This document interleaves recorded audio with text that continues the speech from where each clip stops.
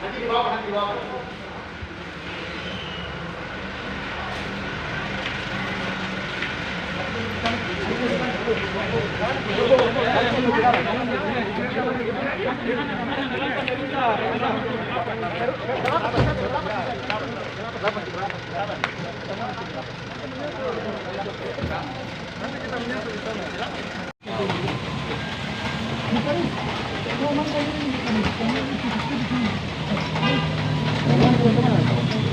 Menunggu di luar karena kita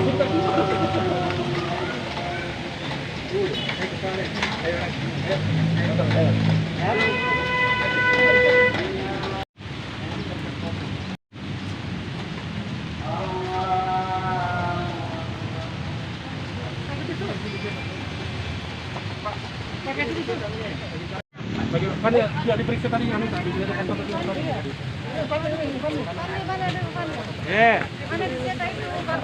In.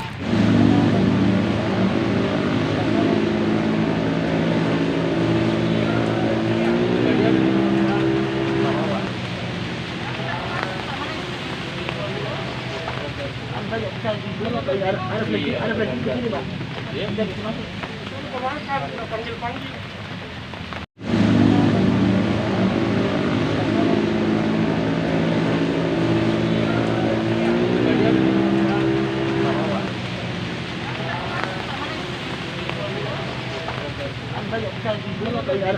Ada lagi begini, Pak.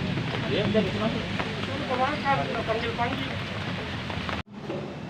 Kejaksaan Negeri Makassar telah melaksanakan rangkaian kegiatan mulai dari penyidikan terhadap adanya indikasi tindak pidana korupsi dalam pengelolaan usaha kuliner lorong Kandrerong. Nah, gitu. Ini kita pada saat penyidikan ini secara maraton dilaksanakan pemeriksaan saksi-saksi. Baru berapa hari yang lalu, speditnya berapa hari? 3 hari.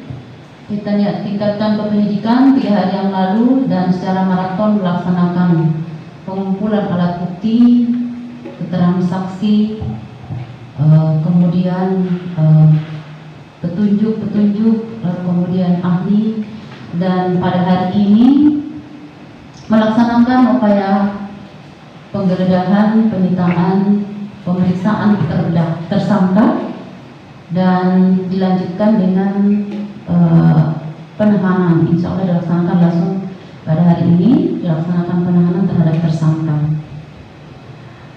Nah, tadi siang dilaksanakan penggeledahan di 2 tempat, yaitu di kantor Dinas Koperasi dan UKM Kota Makassar. Yang kedua di kantor UPT Layanan Terpadu Usaha Lorong Kandrerong. Dalam penggeledahan tersebut, jaksa penyidik mengamankan sejumlah dokumen terkait pengelolaan Kandrerong, di mana dengan barang bukti tersebut semakin membuat keyakinan tentang adanya tindak pidana dan tersangka dalam pelaksanaan dalam tindak pidana pengelolaan Kandrerong. Sehingga dengan dasar itu menambah keyakinan, maka pada hari ini juga kami menetapkan tersangka, yaitu saudara MS berdasarkan surat perintah penetapan tersangka nomor sekian. Nanti minta sama ini ada penahanan. Ini surat perintah penahanan nomor prim 01 garing P.4.10 garing FD.1 garing 03 garing 2021 tanggal 25 Maret 2021. Sekaligus juga penetapan tersangkanya sudah dilaksanakan tadi, sehingga secara penilaian secara subjektif oleh jaksa penyidik berdasarkan pasal 21 ayat 1 KUHP, maka terhadap tersangka dilakukan penahanan. Adapun pasal sangkaan yang diterapkan dalam penanganan perkara ini adalah pasal 12 huruf E kecil atau pasal 12 huruf B besar Undang-Undang Nomor 20 Tahun 2001 tentang perubahan atas Undang-Undang Nomor 31 Tahun 1999 tentang pemberantasan tindak pidana korupsi.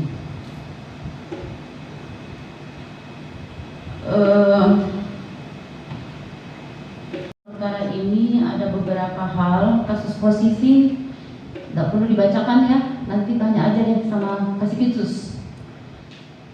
Penanganan perkara ini dilihat bahwa si tersangka telah menyalahgunakan kewenangannya dalam pengelolaan Kanderong, antara lain 1.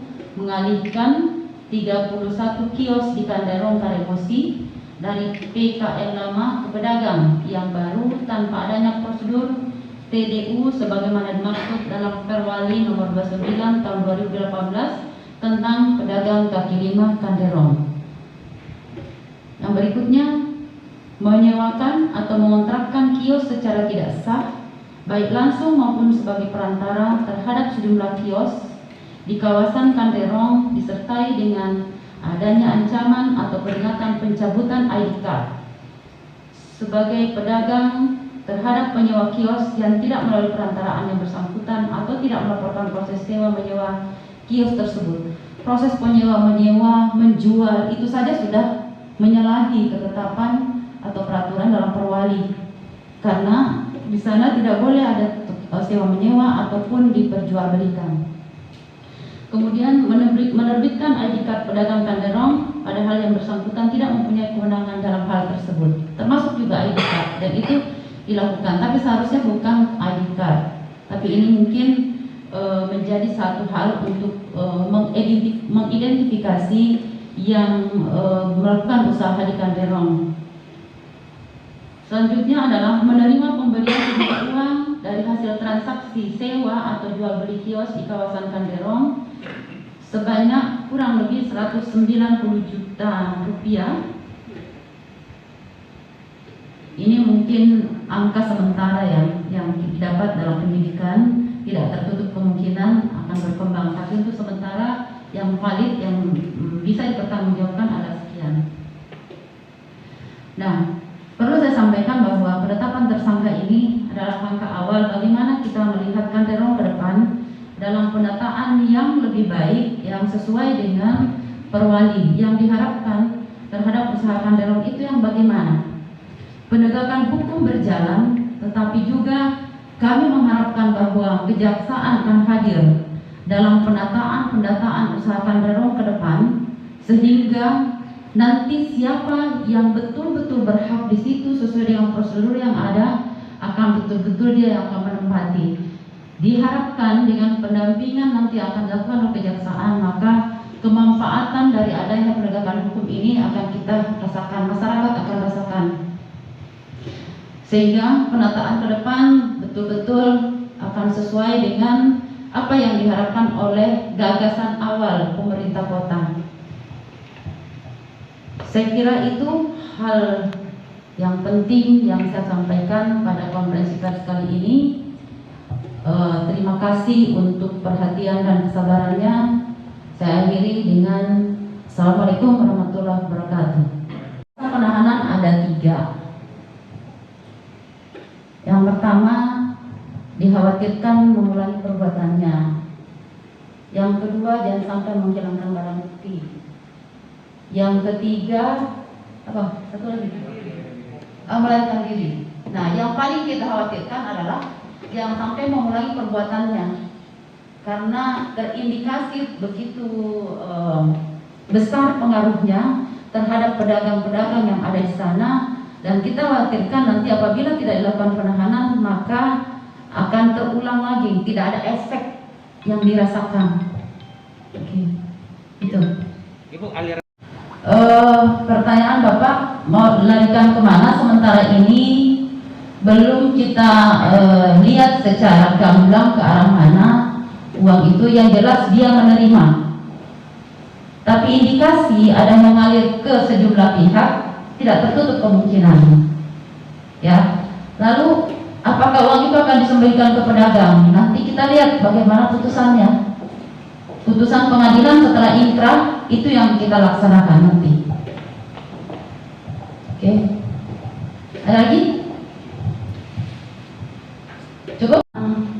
Pekerjaan ke depan, penegakan hukum maupun penyelidikan yang kami lakukan. Terima kasih. Sekali lagi, Assalamualaikum warahmatullahi wabarakatuh. Jadi begini, kita harus masuk ke kronologis awalnya kasus ini. Kasus ini awalnya adalah ada seorang pelapor yang melaporkan kasus ini ke jaksa, namanya punya 2 kios. Pak Said tarik kiosnya, Agung marah tersinggung. Diaturlah oleh oknum-oknum, ada oknum, baik mohon maaf ini ya, ada oknum yang mengaku pers, ya, mengaku LSM. Inilah yang berkomplot untuk membackup kasus ini. Padahal kasus Pasung yang beberapa oknum ya yang pernah dilaporkan ke Kejaksaan Makassar yang merugikan keuangan negara itu tidak hilang raib. Raib yang laporan-laporan di Kejaksaan yang di Pitsus. Kenapa justru kasus kecil yang terlalu di blow up? Ada apa? Ini kan tanda tanya. Ada apa kasus ini di blow up begitu wah oleh namanya seorang Pak Said, Muhammad Said. Siapa sih Muhammad Said? UPT. Apa UPT? UPT kan itu UPT dari Dinas Koperasi. Kenapa Anda tidak tanya dari DPR, dari atau oknum yang di DPR atau oknum siapa atau ini, ya kan? Jadi abang sebagai PH-nya PH-nya. keberatan dong dengan apa yang dilakukan kejaksaan terhadap klien kita. Ya, saya menganggap kasus ini kayak dikriminalisasi. Artinya ya itu wajar ya, penyidik dalam undang-undang kan berhak, kita tidak bisa larang. Tapi ini kan masih status praduga tak bersalah. Kan yang menyatakan orang salah kan pengadilan, bukan polisi atau jaksa. Silakan ya, kita ketemu di pengadilan, kita buktikan gitu loh. Pak, untuk penangguhan penahanan, Ya. ke depan kan sudah 20 hari. Iya. Nah, artinya alasan untuk penangguhan ini apa, Pak? Ya penangguhan yang pertama, Pak Said dari awal itu proaktif. Selalu kalau dipanggil dari sejak penyidikan tingkat awal itu selalu hadir terus. Dan kedua dia PNS, tidak mungkin melarikan diri. Ketiga dia punya anak 5 orang, Pak. Dia harus hidupi. Iya. Terus keempat dia punya penyakit. Ada sini suratnya dari Prodia, dia lagi pemeriksaan. Sakit Sakit apa, Pak? Ini ada.